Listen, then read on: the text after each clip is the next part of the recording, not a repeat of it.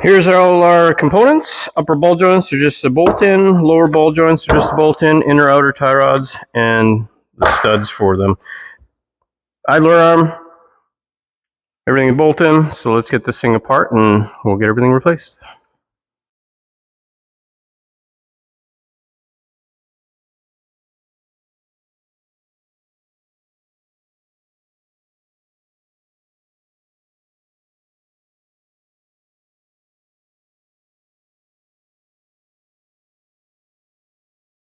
We've got the castle nut backed off. It's not unthreaded all the way. It's still on for a few threads.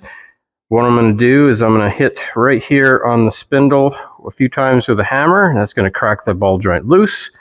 The nut being still screwed on is going to catch it from popping and, coming apart completely.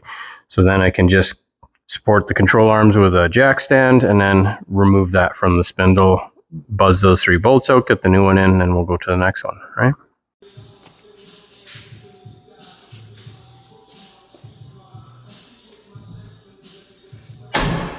Oh, look at that. One love tap.